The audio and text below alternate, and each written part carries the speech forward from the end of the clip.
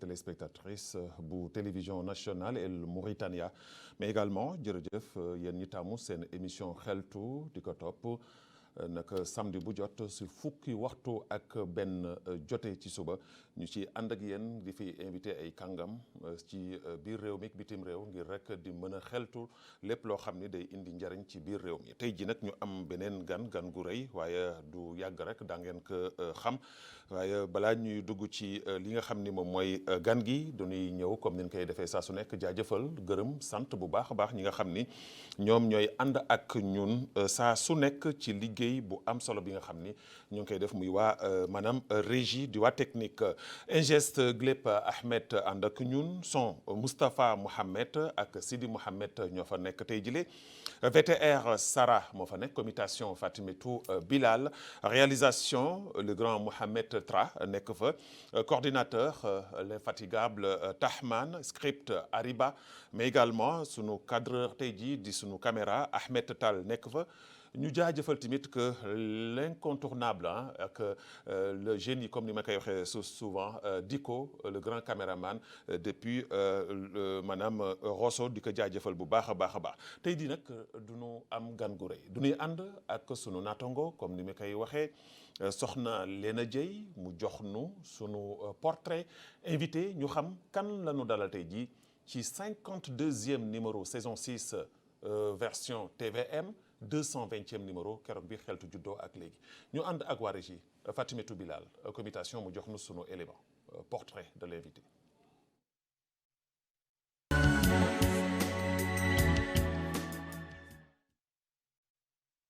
ci émission xeltu ngeen di gisati beneen jàmbaar ci doomi Waalo bu ñu sëggee ba sigil leen ci jaar-jaaram ngeen xam ne Waalo làq na ay jàmbaar yu fàkk tëdd. mu ngi tudd Bada Diagne juddoo ca Rosso ci fukki fan ak benn ci weeru août ci atum junni ak juróom-ñeenti téeméer ak juróom-benn fukk ak juróom-benn dale fa tuut tànkam defee fa dugg doomam ba am fa baccalauréat ginnaaw bi mu amee baccalauréat ci la def jongante bi nga xamante ni moom moo koy dugal institut bi nga xamante ni dañu fay jàng lépp lu jëm ci wàllu gëstu ci li nga xamante ni moom mooy science di ISS nekk fii ci capitale bii di Nouakchott. mu jaaree fa am lijaasa bu mag bi ñuy woowee master en biologie appliquée mu ubbil ko yeneeni bunt mu nekk koo xam ne day gëstu ci wàllu science nekk ci kuréel bi nga xamante ni moom moo féete ca Nouadhibou ñu koy wax IMROB moom Bada Diagne ci pas-pasam ci bëgg bi nga xamante ni bëgg na ko suqali goxam doon ku ñépp xam ci li nga xamante ni moom mooy taxawaayam mës na jiite li nga xamante ni moom mooy kuréelu wayjur yi ndongo yi nga xamante ni ñoom ñooy toppatoo lépp lu jëm ci wàllu ndongo ak taxawaayam ci Rosso nekk ci premier vice président yamu ca daal di jiitewaat ñi nga xamante ni moom mooy coopérative bu mag bi nekk ca wàllu di toppatoo lépp lu jëm ci wàllu baykat yi di kuréel gi nga xamante ni baykat yi ñoom ñoo ko ëmb wala kuréel gu ëmb baykat yi nga xamante ni ñoom ñoo boole seen doole di wax ci lépp la nga xamante ni moom mooy seen jafe-jafe daan ña nga xamante ni dañu bokk benn kàddu doomi Tungeen bi nga xamante ni moom mooy Bada Diagne nekk chef de service bu ñu dénk lépp lu jëm ci wàllu administration ci bërëb bi ñuy gëstoo lépp luy jàngoro ci yaramu jigéen doon nag ku bëgg tàggat yaram lool rawatina ak li ñuy wax football doon ci ku ci am xam-xam lool ndax ca ba muy ndaw jaar na ci club yu bari football na ci club bu Trarza ci équipe bi nga xamante ni moom mooy équipe bu Rosso dal de football ci équipe bi nga xamante ni moom mooy équipe bii di CNS di caisse nationale sécurité sociale nekkoon ku ci xereñ lool amoon ci taxawaay lool ci loolu moom moo ko topp sax ba ci taxawaayam boobee ci la ko fédération bi nga xamante ni moom mooy fédération mauritanienne bi ñu dénk lépp lu jëm ci wàllu football daal di ko tabb mu nekk njiitu ligue de foot ba nga xamante ni moom moo nekk fële ca Rosso doon ci kilifa bu mat kilifa lool doon ci ku ci am taxawaay ndax féete na leen boor bu ne te ku ne Bada Diagne ne li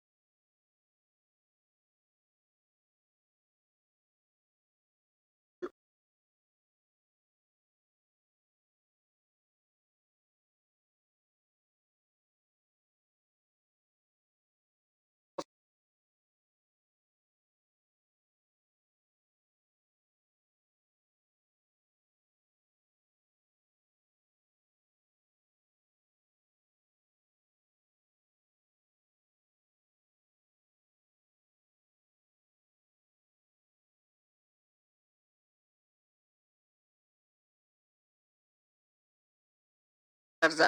kon nag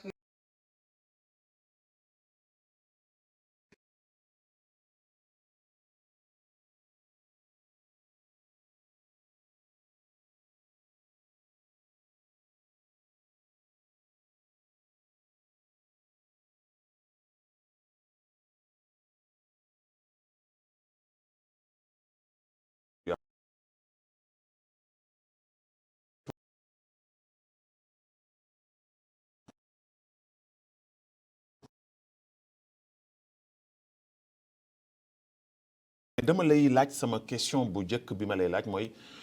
pourquoi le choix d'être candidat lan moo la animé ba nga Rosso yi te laaj gis ñëpp ñoo xam ne ñii ils sont autour du football à Rosso mag ñi xale yi les acteurs wax nañu situation bii quand même mënul continuer ay retourner pourtant xamaguñu ni que y aura une élection dans 1 ou 2 mois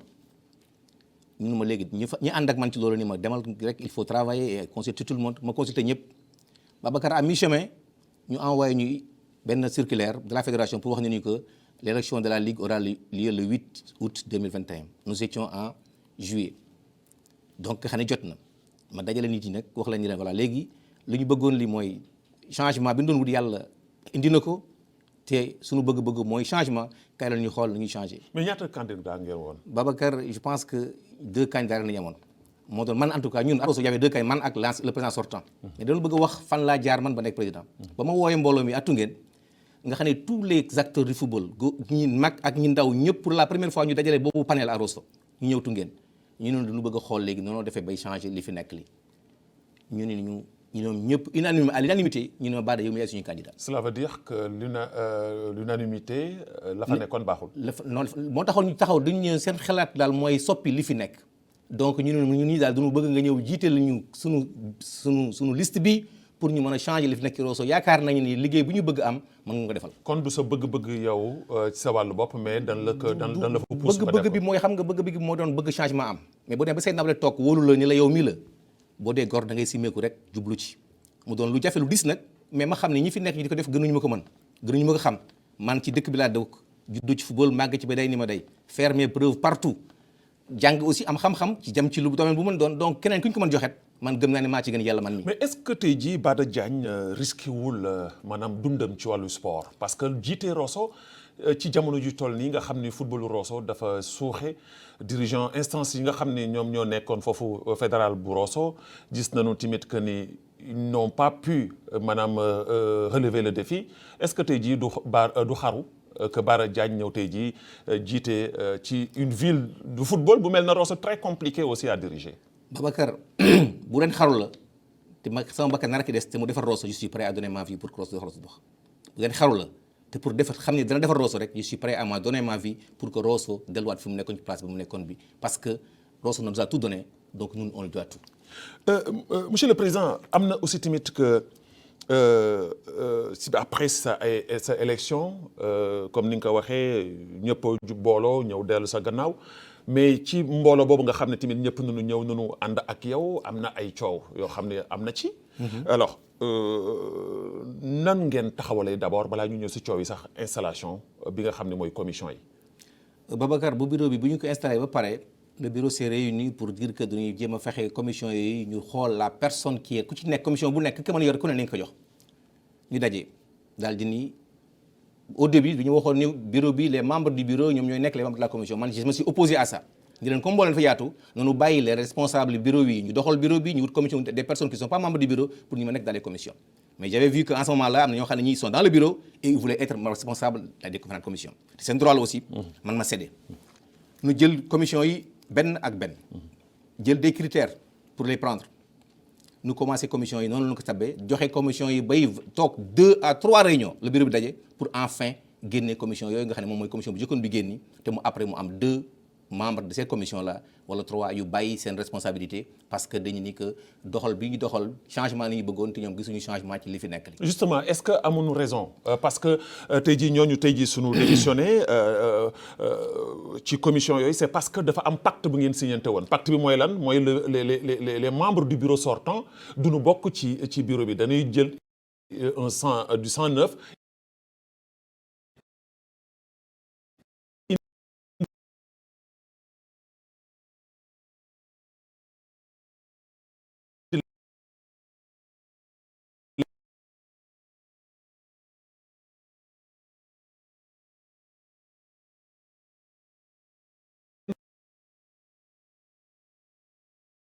pour mën a liggéey boo xam ne tamit que dafay leer est-ce que ñooñu doo leen jox dëgg muy si je peux les citer Mamadou Anne ak nekkoon dans le bureau sortant de la dernière. muy Mahou sur les 7 membres. Muy Mahou te Mahou a été mandaté par son club, c'est le club Mahou qui nous a élu parce que club Mahou moom moo doon voté moom. ñeneen club yi n'ont pas voté, il y avait 4 clubs dont le club de Mahou. Donc su fekkee ne club yi dafay voté ñu man kii mooy sama représentant dans le bureau ñu ngi leen non yéen du leen ci nekk parce que yéen a fi nekkoon daaw c'est une aberration. ñeneen ñi voté wuñu ils sont membres du bureau club bi xam ne moo am droit voté bay voté élire ñu ñun la non ce club là yow waroo bokk ci bureau bi parce que yow yaa ci nekkoon daaw yaa ci nekk daaw jéeg c'est pas un droit le droit du club mooy mu am un représentant bu ñu nee Mahou la nag te Mahou la ko ci bureau bu njëkk bi on ne peut pas ne pas dire à ce club là. mais souvent on dit que Mahou perturbateur la day dóor sur la table parce que d'ailleurs jubawul woon ak l'ancien président bi fi nekkoon. xam nga nag est-ce que du indi timité ji di imposer ay lois am yoo xam ni peut-être dañ la mën a jaxase perturber la dans ton travail. boo ma xamee xam ne du ma ko ñuy perturber Mahou c'est mon frère je le sais très fougueux mais c'est un homme qui casse ses droits maanaam du bàyyi kenn jaar ci kawam parce que Mahou ligue bi fi nekkoon bi c'est à travers lui et ses amis que ligue bi jóge fi parce que ñoom ñoo xam ni ki fi nekk liggéeyul ñu taxaw c'est eux qui ont mené le combat amul keneen ko xam ne kii à part ñoom ñooñu tu as mené le combat que ces gosses-là ont mené pour faire quitter cette ancienne ligue ñëw ni Nouakchott ils ont rencontré le ministre le maire de Rosso ils l'ont rencontré pour trouver une solution à ça mais le président sortant n'était pas dans les dispositions pour changer dara ci li fi nekk li ils sont dressés devant lui donc changement day am te ñoom ñu être à l'origine du changement c'est une aberration nga leen ñooñu duñu ci bokk et c'est eux qui ont mené la bataille pour ñu mën a nekk aujourd'hui à la tête de cette ligue. mais président da nga ñëw ci terrain miné terrain miné tey jii nan nga yaakaar ni yow mën nga soqali footballu Rosso sa mandat 4 ans la alors tey jii la fa nekk ay mine kese la yu ñu la placé. Babacar mine bi ci la dëkk man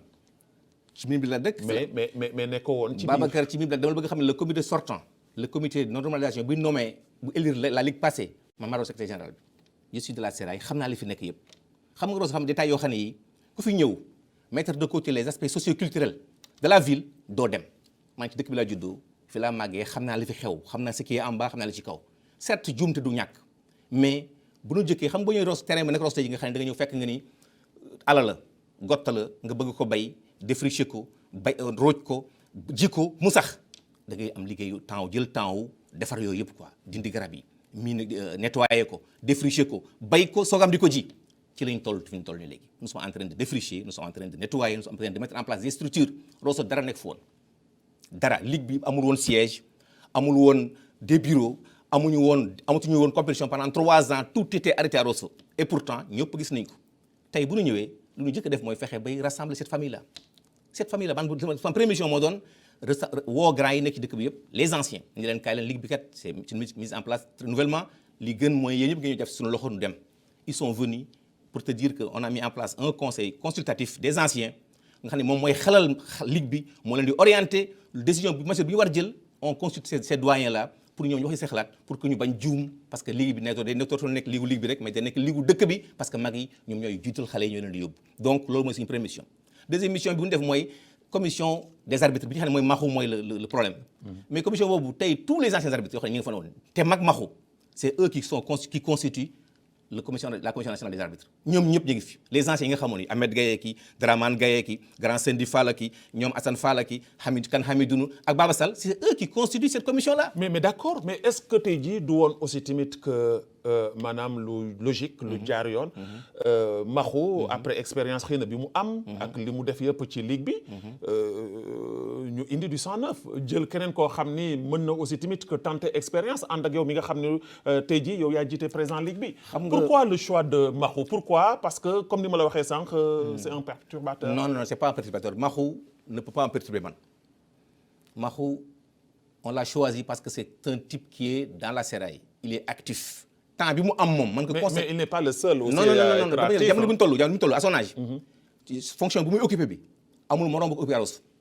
pour dire vrai ñi fa nekk ay mag na ñoo xam ne dañuy am seen occupation ailleurs man je suis venu voir Sendi Fall nga xam ne mooy c'est l'international arbitre Rosso pour lui dire que nous sommes prêts à ce que nga ñëw liggéey bi dafa ni ma Bada man j'ai pas le temps bi booy bi am man aw ma ko sama je suis un retraité sama tollaay di ko bay aw ma temps nekk au terrain au jour le jour parce que sama gagne-pain mooy li ma yore ça veut dire que Mahou était le dernier rempart koo xam ne kii mi ngi terrain bi le matin le soir gis nga xale yi ñuy wax Babacar je suis fier de ces jeunes là pourquoi parce que ñi ngi terrain bi xam nga depuis 3 ans Rosso amul ligue c'est eux qui organisent les championnats c'est eux qui organisent les compétitions boo xëyee bu match amee ña nga terrain fa nañu yendu ils viennent le premier ils partent les derniers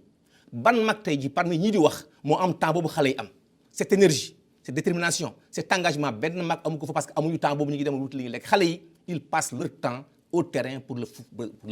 mais expérience aussi dafa am solo. ñi ngi ci nag expérience bi moo di mag yi nga xam ne ñoo war nga xale yi tey jii danaan cité ay noo yoo xam ne yi c'est des anciens de Rosso bàyyi woon nañu football parce que dara amatu fa woon ils sont tous revenus ñu jiitu leen topp seen gannaaw xale mënatul def dara loo xam ne li te du jël xalaatu mag gis nga man gëm naa ne yoon ñaar rek ñoo koy seq mooy xale ak mag bu xale dee moom kenn dana mas jaaxle parce que dana réer bu mag dee moom kenn dana mas tële parce que ñàkk kattan li ma bëgg mooy ñu boole énergie bi boole attention bi boole expérience bi pour que mën dem ci kanam et je pense que fi ñu teg suñu tànk bu ko yàlla bu soppeekuwul mënul agsi ci suñu objectif. président gis naa sa maanaam bilan. Non pas bilan ce plan d'action. gis naa ce plan d'action mu nekk un plan d'action très ambitieux. alors mais li ma lire ci plan d'action bi dafa nekk loo xam ni est-ce que gëm nga ni yow mën nga ko réaliser en 4 ans parce que li nga ci wax dafa jéggi dayo te xam nga yaa ma gën a xam Rosso parce que lu tax nga gën ma xam Rosso parce que Rosso ngay yeewoo. dëgg la di fa fanaane guddi ak bëccëg man fanaanu ma fa yeewuma fa dina fay dem régulièrement mais fanaanu ma fa yeewuma fa est-ce que yaakaar nga ni en 4 ans sa ambition bi nga xam ne def nga ko muy sa plan d'action boobu mën nga ko egg te doomu Rosso yi ils sont très exigeants. Babacar exigence boobu moo tax ma def ce plan d'action là pourquoi man mënoon naa bañ def plan d'action di liggéey rek au jour le jour mais j'ai mis ce plan d'action pour que ëllëg ñu mën ma juger sur ce que j'ai fait. Plan d'action bi c'est un plan très ambitieux au passage bu ma ñëwee voir le président de la fédération pour la première fois dama ñëw mu génn sama plan d'action bi man joxuma ko mu génn li ma yow kii apparemment yaa ko def ma ne ko mënu franchement nous sommes ébahis par ce plan d'action amugu fi benn ligue boo xam ne bi mi ngi ci réew mi présenter ce plan d'action là c'est très ambitieux est-ce que tu n'es pas très ambitieux ma ne que cette ambition là moo ma animé bay on me taxe de fou on me taxe de rêveur mais dans la vie ku nekk xam-xam ne man j'ai toujours rêvé et mes rêves lu ma ko ci yóbbu mooy la détermination gis nga plan d'action bi 4 ans yi dama bëgg ngeen may ma dans 1 an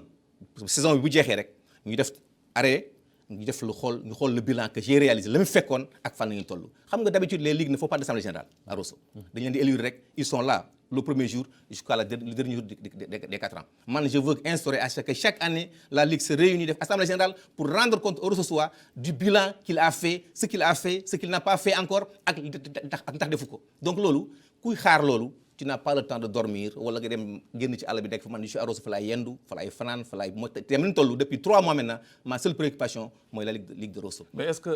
que loolu tamit que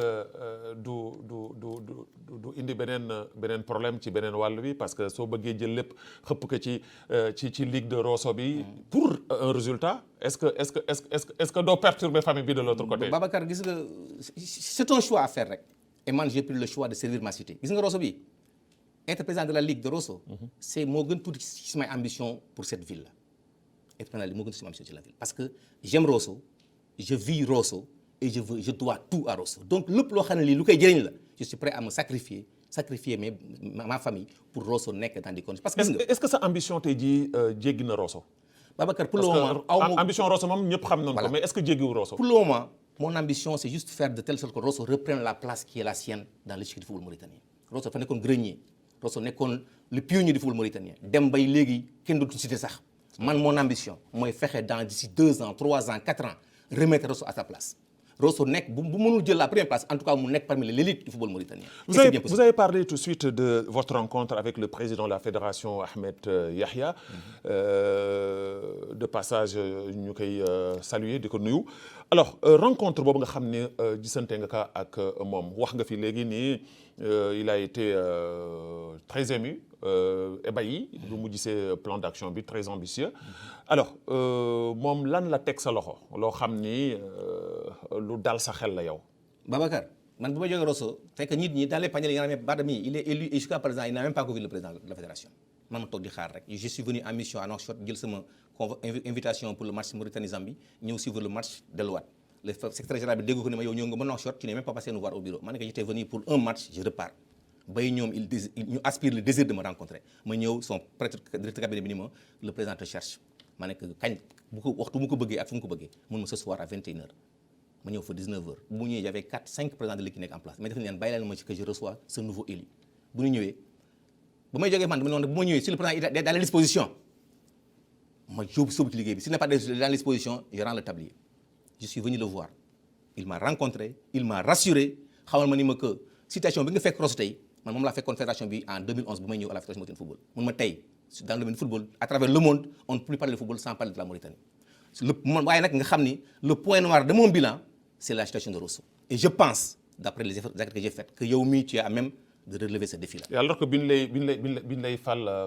comme président de la ligue régionale du Trarza moom il n'était pas sur place. non nekk foon. Voilà. mais nag nee na ma que il n'était pas sur place il avait voyagé il est resté un mois après bu mu ñëwee la première lettre qu'il a faite mooy envoyé ma lettre de félicitations par le biais de son cabinet. ma am espoir mais gisuma ko woon mais ba ma ko gisee aussi je me suis rassuré dama dellu si rek di gars yi xoolal moi je retrousse les manches kaay la ñuy dem bi ngeen demee damay dem bi ngeen demul damay dem. groupe équipe bi ma àndal bi c'est une équipe de jeunes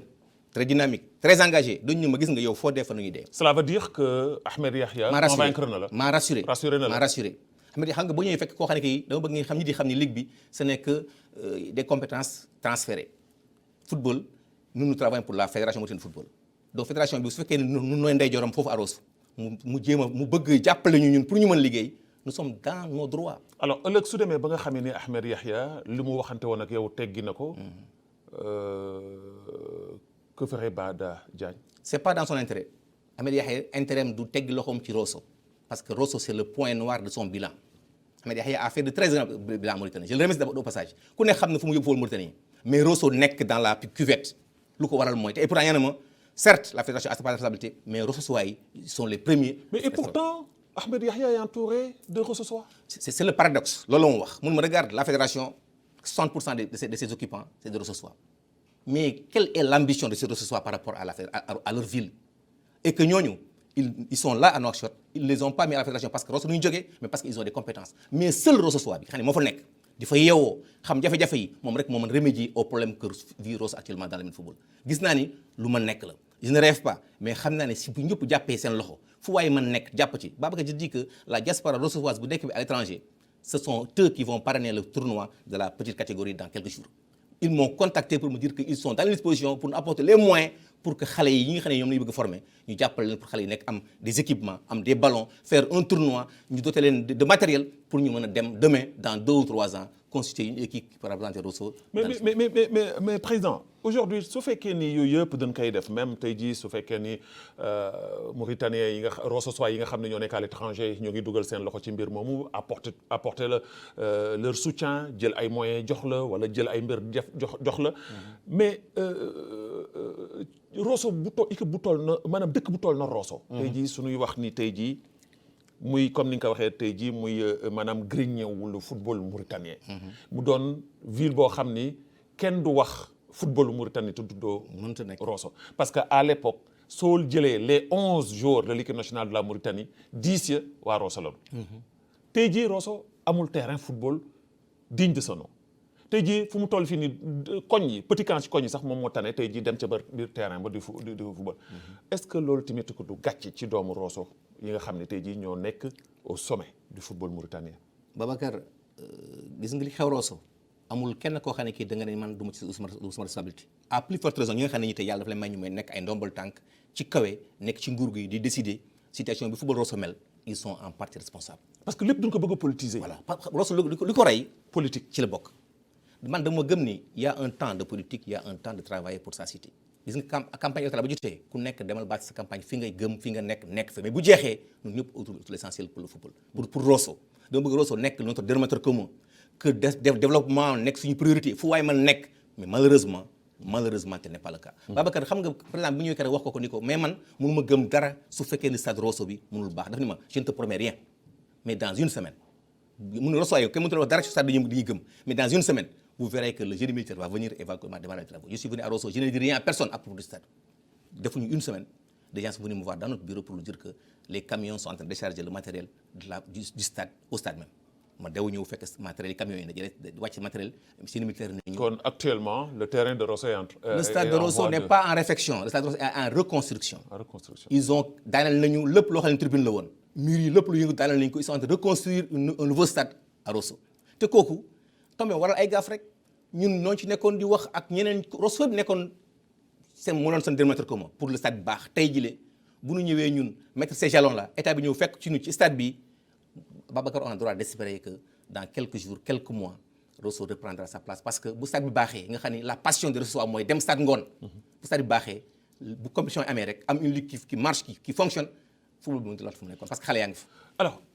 président de la fédération mauritanienne de football wax nga ni gisante ngeen après seen rencontre yéen est-ce que tey jii li nga xam ne mooy subvention bi fédération bi tey jii di jox ligue yi est-ce que tey jii loolu mën nañu wax ni dugg na si seen kafaga yéen. Babacar gis nga subvention 2021 bu Rosso jotoon nañu ko pare mais ñun lorsqu'on est venu le voir mun ma gis nga je vais vous faire une faveur boo xam ne bi defaluma ko kenn parce que 2021 xam nga léegi mu jeex donc subvention boobu était censée être prise par la ligue passée mais ñun. mais comment dirais-je l'administration c'est la continuité. La continuité très bien. Alors est-ce que tey jii yow sa wàllu bopp fekk nga fa loo xam ne tey jii. pour ñëw parce que 2021 dafa naa ne pour ñëw ci fédération bi subvention bi ñu waroon joxe en tout cas ñun jox nañu une partie de la subvention pour ñu mën démarrer suñuy liggéey. quant à ligue bi fi nekkoon bu ñu ñëwee def la passation yàggul ça fait un mois et quelque wala moins 2 mois on a trouvé 350 000 ouguiya maanaam 35 960 MRU moom ñuy fekk dans le compte de la ligue. moom bu ñu boolee ak li ñu fédération bi jox ñu commencé liggéey on a mis en place am nañu benn formation pour les arbitres on a mis en place un tournoi qui a démarré nous préparons la petite catégorie nous avons mis am nañu siège pour la première fois que Rosso am une ligue am un siège un endroit où tous les jeunes rossois peuvent se retrouver et parler du football musul am à Rosso jënd lié nañu un siège équipé nañu ko nous attendons donc fédération bi yokk ñu équipement yi pour que ñu mën être un siège fonctionnel où on parle que du football et ça football Rosso mënul woon dox te fekk amul siège yàlla may nañu en tout cas les observateurs gis nañu ni kii c'est une première à Rosso que une ligue qui est naissante ouvre un siège équipé ko en matériel pour que ñu mën def nos réunions. mais xaalis bi nga xam ni jox na leen que maanaam jox leen na ci pour ngeen mën a démarrer. seen yenn activités yi nga wax ko léegi ni fédération jox na leen que. ba loolu du doon loo xam ne tamit que dañ koy jël door ko ci budget 2022 bi mais wala doon leen ko jox rek pour vous appuyer. nous pensons que c'est un appui première pour que ñu mën dem dans les dispositifs dama ñëw par exemple gis nga ñun on veut travailler gis nga li ñu yorale mais il faut avoir des moyens. mu woo waa direction technique. woo le service financier woo direction arbitrage ni leen dama bëgg ngeen bàyyi toutes vos priorités et vous faites cap pour Rosso je veux que Rosso renaisse waa département arbitrage ni si tu veux fais-nous une lettre tey la formation sera faite demain direction technique nous vous êtes programmé depuis 3 ans mais mënuñu comme Rosso il n'y avait pas de ligue on ne pouvait pas aller à Rosso mais yéen vous êtes programmé pour le 15 novembre et Inch'Allah le 15 novembre prochain la direction technique viendra à Rosso pour former nos arbitres qui comptent du moins nos coachs nos administrateurs nos délégués de match et que ñu mën parce que bu fekkee da nga bëgg football te yow ñi formé xale yi amuñu formation amuñu diplôme duñu tergiverser rek moo tax man je fais de la formation ma priorité on a déjà commencé par les arbitres 18 jeunes arbitres sont déjà formés ñii ñu ngi jógee Mesdra Boutilimit Kër Massène Wadinaga Tekan nouvellement élu du département et Rosso ce qui veut dire que nous ne voulons pas faire de la ligue du Trarza seulement une affaire de Rosso mais une affaire régionale. Très bien parce que foofu tamit que c'est un problème parce que le bureau sortant duñu gisoon ni lépp daf ko concentré woon ci Rosso parce que deful woon dara ci Trarza parce que suñu waxee maanaam présidence de la ligue régionale du Trarza du waxuñu de Rosso du Trarza la ñu wax donc loolu ligne boobu yëpp nga tudd daf ci bokk mais gisoon nañu ni que ni moom lépp daf ko concentré woon rek jëm ci Rosso et est-ce que sax yow ci sa wàllu bopp doo def li nga xam ni mooy erreur du passé maanaam loolu nga xam ne defoon nañ ko nga dawal tuuti rek mu am benn lobby bu nekk sa gannaaw ñëw képp la ci lenn loo xam ne da ngay dem ba mujj gi gëmm sa bët te doo gis leneen li nga xam ne moo nekk ci yeneen gox yi ak gox-goxaan yi. Babacar malheureusement du ma je suis pas amul benn lobbying bu ma liyee man nii bu may téye di yóbbu fu ma bëggul yóbbu lu dul ma gis ni kat fii lu baax la ma ànd ak loolu ci loolu mais amul benn lobbying. boo xam ne mën na influer ci man bay changer sama direction parce que en général loolu mooy bokk li nga xam ni dafa c'est-à-dire que dafa dund ak ñun surtout nag ci instance yi nga xam ni moom mooy lu mel na ci wàllu football bi fédération yi soo ko gisee du Mauritanie kese ce que je dis non lu am la dafa am lu am c'est-à-dire que heure boo gisee fédération yi lu bëri li koy indil ay jafe-jafe mooy genre lobbying yooyu tout à fait alors te loolu su fekkee ni amul un homme bu dëgër soo moytul mën na ko gàllankoor ci lu bari dëgg la Babacar je suis pas quelqu'un qui renie mes convictions dama am sama gëm-gëm ci la nekk bu may débat ak tey li ma xam mooy li ma gëm dama ci nekk la ma gëmul nekkuma ci gis nga bu ma wooyee waa Mesdra waa Arkiz waa Wadinaga waa Kër Massène mais dañu ne mais yow c'est quoi maanaam on a une formation d'arbitrage dañu bëgg ngeen envoyé ñu au moins 2 jeunes ils étaient ébahis ni ma ñun on nous a jamais assisté mosuñu ñu boole ci benn formation ñun fii ma leen nag en tout cas moi je veux faire de ces départements là les viviers maanaam mu am football que ça vie ki ngeen mën a indi mu booleeg Rosso waa Rosso indi nous allons participer au développement du football national. Et ñoom ils sont très contents. Et d'ailleurs il y a le type de Kër Massène club Kër Massène biig ba ma ko dégg il m'a appelé nga ngi ànd ak équipe bu Concorde en voyage c'est un journaliste. Il fait partie maintenant de la commission, de la communication, de la presse, de la Ligue régionale de football du Trarza. Donc je veux impliquer tout le monde. Président, am na beneen mbir boo xam ne aussi tamit daf ci am solo. Parce que le football aussi suñ ko waxee surtout ci Rosso warul yem rek tout simplement ci fédération mauritanienne de football wala président de la wala maanaam ligue régionale bu Rosso. Mais dafa war a jéggi leneen parce que soo xoolee dëkk yu bare yoo xam ne mi ngi avancé ci football dama koy jël rek ci lu mel na la Côte d'Ivoire jël ko lu mel na le Sénégal bi nekk ñun 0,50 jël ko lu mel na Mali bi soo gisee seen club yi am doole am taxawaay ñi nga xam ne ñoom ñooy cadre dëkk ba duñuy dugal seen loxo ci mbir moomu est-ce que Bada Diagne mi ngi xalaat yaatal waxtaan ak doomu Rosso yëpp cadre yi fa nekk yëpp ñu jël seen alal même su dee fukki dërëm la dugal ko ci biir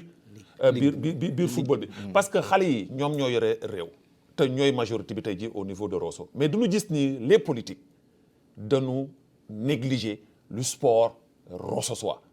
alors est-ce que yow jël nga sa bâton de pèlerin pour dox li ni mel pour am benn orgueil bi nga xam ne ñu bëri dañ koy am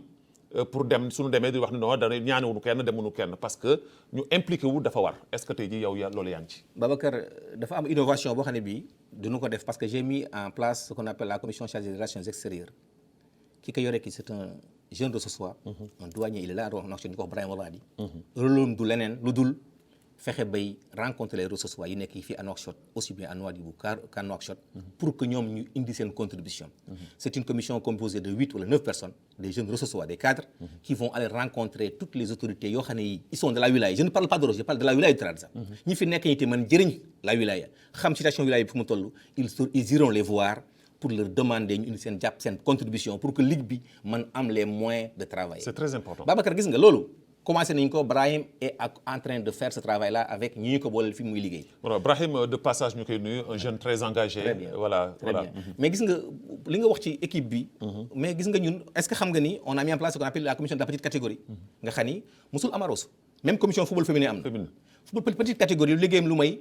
organiser tournoi de petite catégorie. surtout gis naa si sa plan d'action Beach Soccer. loo xam ni voilà. Babacar. gis nga dans la vie il faut rêver qui ne rêve pas ne vit pas. Absolument. xam nga quand on nous parle de yéen am ngeen yéen yow foo jëlee futsal foo koy def ma ne Rosso y a plus de 4 ou 3 salles de football salle et pourtant ay jeunes yu rek ñoo fa di ko def quand ils sont encadrés par cette ligue là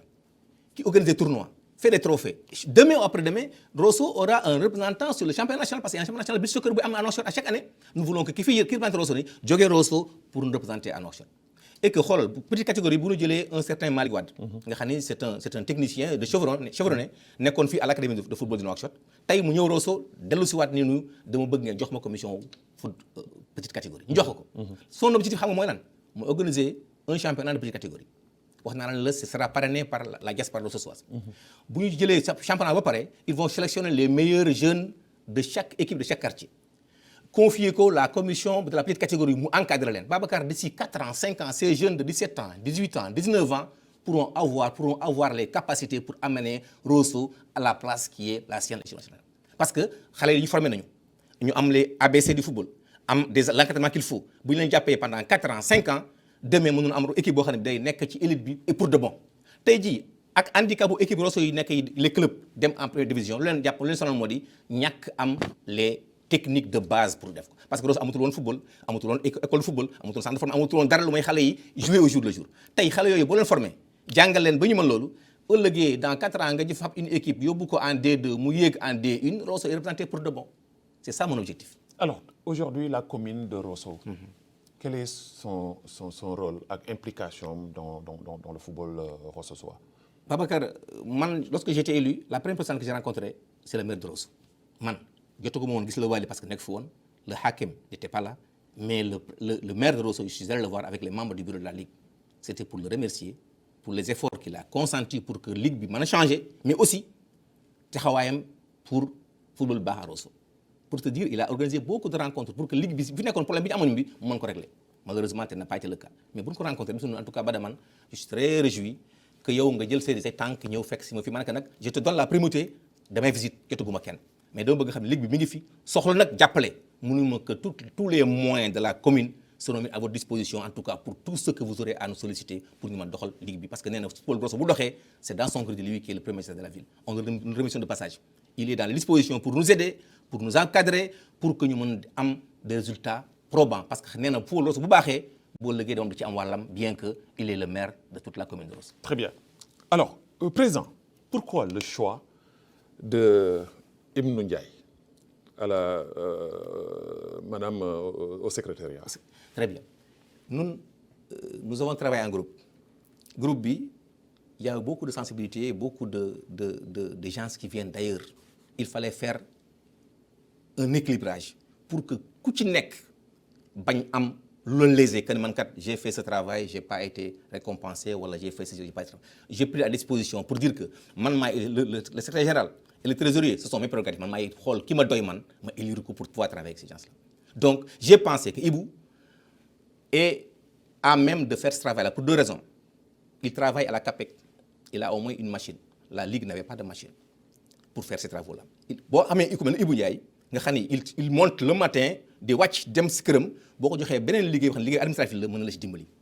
Ibou Ndiaye c'est un type boo xam ne bii il est en train de faire le travail pour lequel il a été élu, il a été mis en place. Amaguñu benn divergence, il fait son travail correctement et que man le choix me revenait en définitive. Est-ce qu'il n'y avait pas d'autres plus aguerris que lui? Je ne pense pas. Xam nga aguerri mooy ça dépend ci yow ki nga gis rek xam nga yow tu peux voir que celui-là est aguerri et moi je peux voir le contraire. Comme ce sont mes prérogatives, j'ai jugé nécessaire de prendre celui avec qui je peux travailler, avec qui je peux avoir des résultats. Même fekkee gis nga ko xam ne kii mi ngi fi, il fait le travail mieux que lui, il est plus chevronné que lui, mais affinité bi nga am ak moom ak comment vous pouvez vous comprendre kooku man seulement ak man xam keneen ku ma jox des appréciations da ngay juum et ça me revient de droit. Très bien. Alors, j'ai vu dans ton programme benn point bu ma amal solo lool parce que ñun fii dans la sous-région dañu gis ni le football populaire ñu koy wax nawetaan d'ailleurs jaar nga ci parce que tu fus capitaine de l'ASC Tungeen. Alors dafa nekk loo xam ni maanaam base la ci football parce que bare na tey jii ñoo xam ni ñoo ngi dégg ci àdduna bi ñuy def jaloore ci footballu maanaam football populaire boobu lanu jénne muy nawetaan. Alors ñu gis ci programme bi nga bëgg ko delloo si waat dundalaat ko même su fekkoon ne sax mi ngi am des fois entre village ak village mais nu mu waroon organiser wu tey jii lan nga xalaat yow ci sa programme boobu pour que ci xuus def ko ci pour que jox beneen gëdd bi nga xam ni démb bi ñu daan seet ni Rosso da nga daan jóge gis ni jouru championnat yi fii dañ daan sawar jóge fii dem Rosso pour footballer uniquement match nawetaan. Mais parce que Babacar man je suis de la Sérail man Rosso laa juddoo nawetaan je suis un produit de nawetaan xam naa ni le football Rossois ne peut pas aller tant que nawetaan ke delloosi wu ko nawetaan ça fait partie de nous Rossossois yi xëy na beneen dëkk doo ko gis en Mauritanie mais ñun nawetaan dafa bokk suñu culture léegi on ne peut pas se passer de nawetaan moo tax j'ai pensé à ce que ñu delloo si ce championnat-là. C'est un championnat populaire où toutes les équipes peuvent participer. Nous confions que des jeunes pour l'organisation. Mais on a mis Pelé, qu'on appelle Moussa Khonté. C'est lui qui va piloter cette commission-là pour que nous mettre en place des règlements spéciaux pour que l'année prochaine, dès la fin de l'année scolaire, nous entamer les nawetaan. Nous avons ci ay yoon nag bu fekkee stade bi pare na xam nga dafay nekk l'épilogue que ça va revivre comme dans le Rosso. Bu njëkk Rosso bu vacances jotee fu Rosso nekk ci àddina bi dafa naan man je rentre à Rosso pour suivre les nawetaan. Je veux que ça renaisse à Rosso. Et c'est bien possible. Xale Rosso yi bëgg lu may football mais ils n'ont pas le cadre pour le faire. Et nous l'avons préparé pour que en tout cas d'ici une année te nawetaan bi passé boo yim lay wax yi nawetaan bi nga dégg Rosso mu am le mois passé mu nekk d'une manière tellement populaire musu am tournoi final bu mel noonu à Rosso. Ce sont ces jeunes-là qui ont organisé. Bu ñu demee ba ñu doon fekk en cours ñu jox leen sunu les arbitres de l'ACRA indi la commission de discipline mu gérer leen nous taxaw encadrer leen ba ñu jouer cette compétition bu mu jeex jouer la finale sous la présidence du président de la Ligue que je suis et c'est nous qui avons remis le trophée à l'équipe gagnante. Vous parlez de la reconstruction du stade de Ramdan de Rosso. Mu nekk une très très bonne chose et une très bonne nouvelle pour les amateurs du football. Mais ñun on a tendance à avoir un problème au niveau de la Mauritanie surtout en Mauritanie sax laay wax damay wax ni du ma wax sax yeneen réew yi mais Mauritanie mooy l'entretien l'entretien day poser toujours un grand problème ci maanaam infrastructure li nga xam ne ñoo ngi koy def fii rawatina li nga xam ne moom moo jëm ci stade parce que loolu dafa demander benn taxawaay bu dëgër pour ñu mën a sauver aussi tamit stade bi bañ a dugg ci yenn loxo yi ñu ciy def lu n'importe quoi alors tey jii est-ce que yéen a ngi ciy bàyyi xel parce que sooy gis dara muy ñëw da nga koy prévenir maanaam préparer lu bare balaa mooy egsi. Babacar gis nga stade bi ñun mënuñu espérer lu ëpp stade bi ci dans le domaine du football parce que mooy fi ñu footballé fi stade bi dans certains pays le stade dépend de la commune de la municipalité alors qu'à Rosso le stade ne dépend pas de la commune il dépend du ministère de la jeunesse et des sports le délégué régional bi xam ne moo fa nekk tey que je remercie au passage c'est un type boo xam ne bii il est à notre disposition dernièrement bu ñuy former les arbitres les jeunes arbitres jóge woon ci département yi ak Rosso c'est lui qui nous a mis à sa disposition la disposition de sa salle de réunion c'est là où nous avons tenu notre session pendant une semaine et que il est dans les dispositions il m'a raccompagné pour voir le Wali malheureusement le Wali n'était pas sur place ce jour-là donc c'est quelqu'un qui est très très courtois mais bu stade bi pare nga xam ni stade bi état bi d'habitude dafay remettre la gestion de stade à la fédération et en ce moment la fédération le remet à la ligue et ligue bi su fekkee ni moom ëllëg moo ko yore sa gestion dépendra de la ligue bu boobaa nag ñun ñooy xam les automatismes comment trouver un gardien comment trouver les moyens de trouver les fonds pour l'entretenir stade bi dootu nekk entrée libre day nekk entrée payant les fonds seront répartis entre les clubs le stade et la ligue le stade va avoir un fonds lui permettra d'être pris en charge nettoyer entretenir pour que le stade mën a continuer et ça nous commençons déjà à y penser.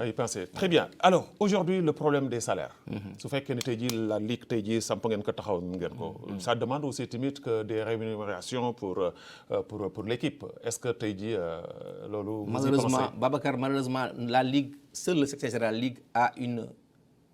a un salaire forfaitaire de 50 000 ouguiya que nous n'avons même pas encore payé à 50 000 ouguiya. Donc c'est-à-dire que ce n'est que du bénévolat. Bada que tu vois ne reçoit aucun rond de la fédération mauritanienne de football pour sa propre personne. Mais est-ce que loolu du amateurisme parce que dans le monde du football 21e siècle là où on parle lu bare ci wàllu football ci àdduna bi ñëpp ngi xuus muy nekk football maintenant est devenu benn business. mais nous existe d'abord il faut que ñu toog liggéey ba exister Babacar xam nga football ku yaakaar ku xaar les moyens rek pour dem doo dem fenn il faut travailler il faut œuvrer le président m'a dit que en 2011 aussi il est élu préparé na fii un programme ambitieux yóbbu fekk le président Abdelaziz ni ko voilà ce que nous voulons faire ne Abdelaziz ni ko gis nga beaucoup de présidents de fédération sont venus ici fédération football fédération basket fédération handball ma ju wax ma ni nii bëgg a def yaakaar tuma dem leen ngeen liggéey caxlu il faut nous convaincre mu ni ma aujourd'hui toutes les équipes nationales de la Mauritanie sont prises en charge par l'État mauritanien toutes les équipes. mais est-ce que convaincre loolu tamit que waxu njiitu réew. non mais am na parce que d'accord que nit ki dafa war a dem dans le terrain pour liggéey. voilà pour mën convaincre nit ki. waaw mais loo xam ne tey jii ci jamono ju toll nii nga xam ne football. moyen moo koy doxal. mais Babacar il faut que ñu mettre aussi tamit xam nga bu ñu waxee ni la ba ma ñëwee man dem laajte ñu ne subvention bu yem ci ligue bi c'était 1 million 600 et quelques mille par an. président bi bu ñu ko à la fin de bu congrès ba amoon bi fii nous l'avons rencontré le président de la ligue nee nañu que il va pousser cette subvention de 1 million et quelques à 2 millions et quelques pour les années à venir. Ça veut dire que il faut que ñu progresser c'est vrai que les moyens la FIFA la confédération africaine de football mettent les moyens à disposition des fédérations mais le travail est colossal une ligue qui n'existe pas nan lañu amee subvention boobu il faut d'abord exister travailler prouver door loxo stable bi ne man je veux avoir les moyens pour travailler mais boo nekk si stade rek ni voilà jox leen ma pour ñu def ñu nga liggéey ñu jox la gaa doo fa def gaa rien ne va marcher je veux que les gens s'y mettent mu am le bénévolat gis nga commission yi may cité yëpp tey jii ñu ngi loolu 11 commissions c'est des commissions qui sont bénévoles. Est-ce qu'ils ne vont pas lâcher dans la non mais parce que c'est une passion pour eux xam nga Rosso dafa bëgg football ngëm la parce que ñi ñu jël ñi moo taxoon bëgg mënoon jël quelqu'un un arriviste je vais prendre des hommes du terrain yoo xam ne ñu ngi fekk nga lañ terrain bi ñuy liggéey ñii ils sont là depuis X temps ils travaillent xaaruñu dara il suffit juste d'être encadré pour avoir les résultats mais quand les résultats suivront. Mais il n'y a pas de frustration autour de Bada Diagne.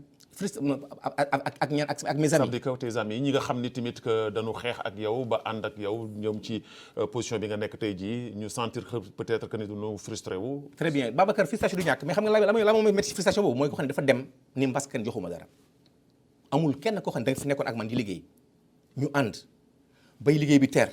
te ba ngay dem di jeter l'éponge te du da nga am une responsabilité boo yore woon ñoom ñëpp laa la wax amul ci ñoom kenn koo xam ne dem nga de ton gré ou bien pour des raisons personnelles te du ba ngay dem da nga bàyyi li la joxoon donc frustration en tout cas man je suis clair avec ma conscience que ni ñi may àndoon di liggéeyal ñi ci mën bàyyee dañu bàyyee parce que li fi ñu jëm fii xëy na man li mu bëgg li man ñoom bëgguñu ko mais parce que kenn joxu leen woon dara. amu ci ko xam dem nga te amuloo woon une fonction wala une salle boo xam ne yaakaar woon balaa ngay dem. très bien président duñuy dugg nag ci benn point mënuma la invité fii duñ ci dugg parce que on sait bien que ni la politique doo xuusoo si xëy na lu sore mais yaa ngi ci biir politique bi parce que doomu Rosso bu deful politique moom defe naa ne amul gis nañu ni le président Bada Diagne était très proche de Sidi Diarra sa xarit la ngeen ànd ci wàllum politique dugg ci Sidi Diarra moom defe naa ni politiquement bokkatul moom rangé wu na. mais gis nañu ni biir politique wu Rosso dafa bari ay jaxase ko yu fa nekk. alors tey jii yow ci sa position su ma la laajoon tey jii nan ngay dundee ci wàllu politique nan nga koy dundee. Babacar dund politique bi fi mu toll nii léegi bokk ci samay préoccupation dama bëgg a xamal ne le bureau que je préside sama camp man rek maa ci nekk sama camp ñeneen ñëpp c'est des gens qui sont des autres partis de la ville man kenn maa ci nekk bokk le CAP ñeneen ñëpp les membres du bureau 7 membres du bureau ñeneen ñëpp fii nañu bokk fee nañu bokk fee nañu mais nous ne parlons pas de politique certes dama am xarit boo xam ne bii on a tout mis en place ensemble du début bay fu mu egsi tey jii muy Sidi Diarra c'est un ami à moi dootul politique boolewuñu c'est quelqu'un de très utile qui a beaucoup fait pour sa ville pour ses populations mais tey li ñu dajalee à Rosso moo di fexe bay football bi dox. aujourd'hui ñi may liggéeyal ñi nga xam ne ñoo bokk bureau bi amu ci ñoom koo xam ne dana toog ñu waxu politique pour te dire wax naa la ni la première rencontre que j'ai faite c'est d'aller voir le maire bien que nous ne sommes pas dans le camp dans le bord politique mais je sais que c'est le maire de la ville et que le côté politique je le mets de côté j'ai besoin de services j'ai besoin de son accompagnement pour mën réaliser cet objectif là. alors ma ñëw ci benn question rek balaa ñu dugg ci beneen mbir mi parce que émission bi mi ngi xuus bu baax di dem barki démb à Daara Naim am na benn réunion boo xam ni l'ancien président du Sénat Ousseynou Hadj moo ko fa organisé. Il y avait beaucoup de monde xaw ma ndax yëg nga ko wala yëgoo ko. les Rossois étaient là-bas moom tey jii refaire surface parce que dafa ñëw am na lu ko indi. te defe naa ne mi ngi si aux yeux des Rossois. nan nga ko jàngatee yow. yëguma ko mais man li ma xam man moo di fi baare fi mu nekk bu politique jotee dana fa dem dana ko def man je suis dans un parti bon on appelle le CAP c'est le centre par l'action et pour le progrès Sidi Diarra moo ko présidé woon tey. dem na de côté il a arrêté toutes ses activités politiques le parti existe et nous qui l'avons fondé nous existons et Sidi il est parti il fait pas les politiques d'autres militer politiquement ci parti mais le moment venu su fekkee ne suñu parti day dem aux élections suñu parti dafa am ay candidats Sidi nee na qu'il va revenir pour les soutenir les aider financièrement les aider techniquement et matériellement et aller faire campagne avec ces gens-là ça veut dire que man bu fekkoon politique moo fi damay wax mais dama bëgg rek Rossois yi xam ni que Sidi est parti il fait plus de politique dans le parti mais le moment venu su fekkee suñu parti dafa jël décision dem aux élections locales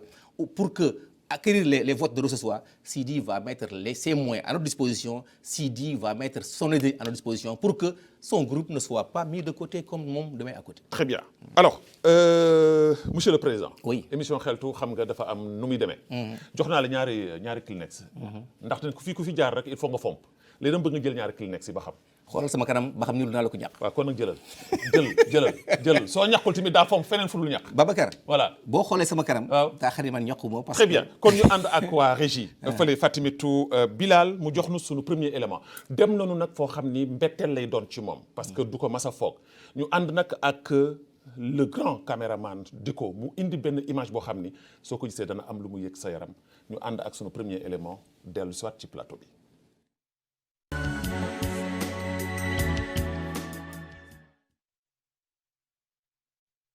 dëgg fekk sama papa màggat na maa ko yar waaye baax na bëgg na mbokkam bëgg na waa këram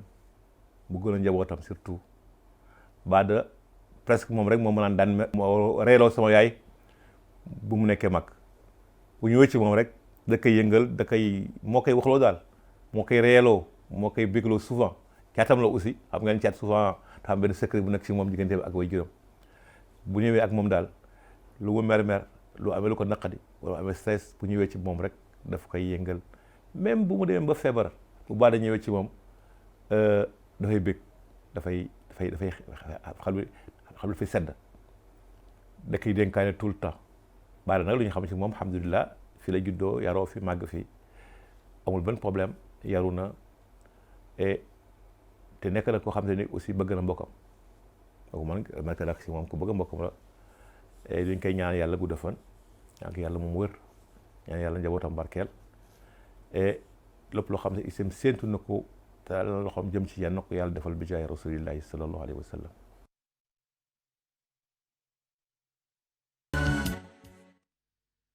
alors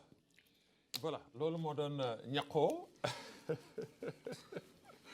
waaw ñaqoo mais fomp nga voilà loolu moom c'est extraordinaire voilà kii sa mag la tey ji sa waajur la moo la yar ban sentiment nga am.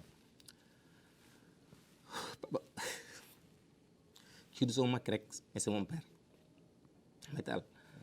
sama papa ba ma koy xam man fekk mag la Ahmed Tall est venu à la maison il a été tout pour nous tout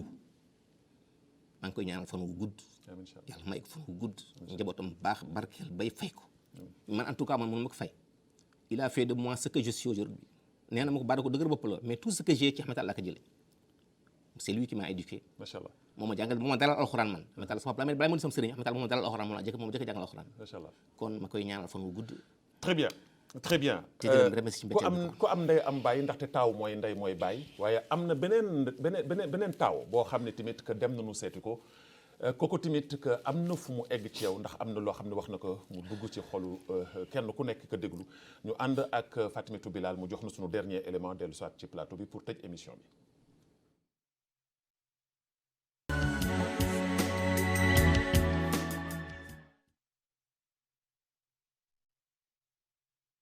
ba na sant yàlla julli ci Muhammad sallallahu alayhi wa sallam gërëm yàlla sunu borom tabaraka wa taala baada mi ngeen maa laaj sama rakka maa ka nampal ci sama ween mu fermeen fer gàcce lu mu liggéey ma sama wàll génne ci bu dee ñam ci këram danaa ko lekk bu dee lu ci poosam danaa ko lekk bu dee bay danaa ko lekk bu liggéeyee bokk koog man bëgg na ma jage na ma ñu di sama njariñ di sama noppal di sama sutura di leen ñaanal wër ceng gu ànd gu defan ak mi gu rafet leen ñaanal mucc ak muccale lu ñu yóotu te bëgg ko sama borom tabaraka wa taala yal na leen ka defal ci darajay Muhammad sallallahu alayhi wa sallam mu fermeen fer gàcce boole fulaak fayda daraja kub jom mosul def gàcce mosul wax gàcce mosul ko jëfandikoo yal na ko yàlla fay ci daraje yeneen te bu tedd bi ñu siggal ñu tuturaal na ndax ñooy sunu rakk di sunu càmmeñ di sunu kilifa jàmmal nañu nu bëgg seeni jarbaat lu ñu yóotu te seen soxla yal na ko yàlla mottali ci darajay Muhammad ndegam lu baax rek la ñoo laajte ci ñoom baax nga ci ñoom tuturaa nga ci ñoom jàmm nga ci ñoom tegina nga ci ñoom noo ngi ñaan ci ñoom yàlla nu ànd ak sunu yaay ju baax ànd ak sunu baay bu baax ñu jàpp no yar bu rafet ñu yar ka yar bu rafet du fab alalu jàmbur du wax lu mu xamul du def lu mu xamul du wax lu mu xamul nong koy ñaanal nag gudd fan nga ànd ak wërëg mit gu rafet ci darajay Muhammad sallallahu alayhi wa sallam ci jaayi nabil Mustafa sallallahu alayhi wa sallam baada sunu borom kër la yàlla nu boole yàgg na su tey alhamdulilah rabbi alamin jërëjëf yàlla sant yàlla ba sama doom bu jigéen tubaarkalla alhamdulilah mat na sëy musuma am daal lu ma naqadi si moom gisuma ko wanuma ko tàng na xol nag mën na gaaw mer buur mais amul xolam dara nekku si lu mu am joxe dara new si mën na amee dërëm nga laaj ko mun la aw ma génne joxe ko amul benn problème palaam nag moom yaa sa bëgg nag su ganaar yaa sa ganaar moom jaral na ko rey boppam waaye daa amul benn problème xolam dara nekku si set na wecc dara nekku si daa mer sax mu ñëw tuddal yow nga mer di ëff moom pare na si génn na si kay ñaanal yàlla lu muy wut yàlla nag ko yàlla may ko gudd fan may ko wér gu yaram loolu rek lu ñu ñaan yàlla amul benn problème.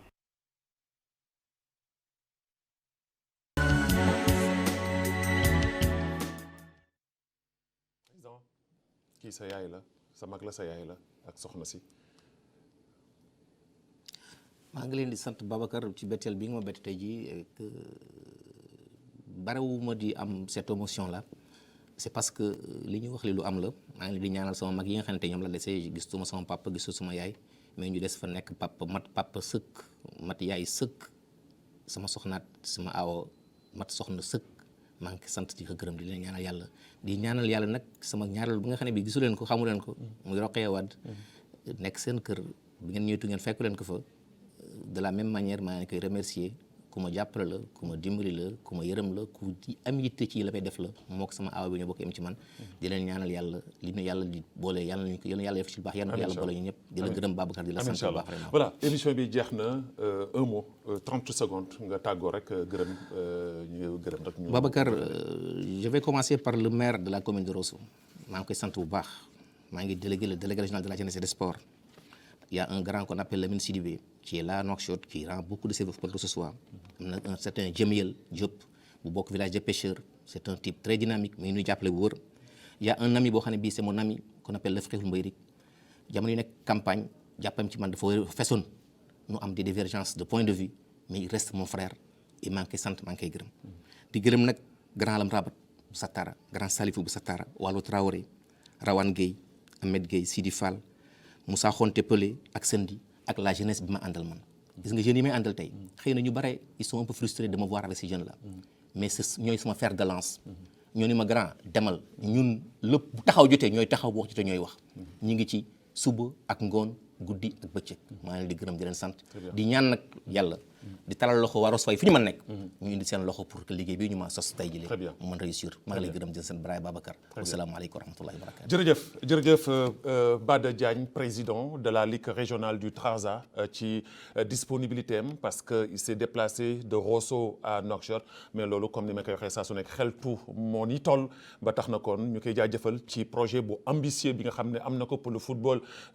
du Trarza may ñaan nag di lancer un appel à tous les fils du Trarza ñu ànd ak moom gunge ko jàppale ko ngir mu mën a arriver à son objectif te incha allah yàlla dana la ko defal comme ni ko sax ay famille témoigné nit ku mu baax moom su ko ndeyam gërëmee baayam gërëm ko ay mbokkam gërëm ko mën na am yaakaar kon merci beaucoup président et incha allah prochainement. Merci beaucoup. Voilà di wax rek di lancer un message aussi que ni aljuma bii di ñëw nag fële ca Zawiya Hadj Malick Sy radiyallahu anhu fële ca PK 8 am na fa li nga xam ne mooy hadratu juma boo xam ni Zawiya ba dañ koy def mu nag daje que aljuma bu mujj ci weeru gàmmu su ko defee ñëpp dem fa sàkku fa ñaan amul nag xajj ak seen amul murid amul xaadir amul tijaan ñëpp lañ fa invité PK 8 la nekk muy Zawiya ba nga xam ne moo nekk foofu di Seydi Hadj Malick Sy radiyallahu anhu di gërëm ñëpp di sant ñëpp di gërëm waa régie ci ànd bi nu ànd ak ñun ingeste Glep Ahmed Moustapha Mohamed Sidi Mohamed nekkoon ak ñun ci wàllu son VTR Sarah commutation Fatimetou Bilal le grand réalisateur Mohamed Tra coordinateur Tahman script Ariba caméra Ahmed Tal le grand Diko pour les éléments surprises yi nga xam ne defal nañu ko depuis Rosso di gërëm ñëpp di sant ñëpp yal na jàmm ci bureau mi yàlla muccal leen muccal nu déggoon ci géej xewal wasalaamu aleykum wa rahmatullahi taala wa barakaatu.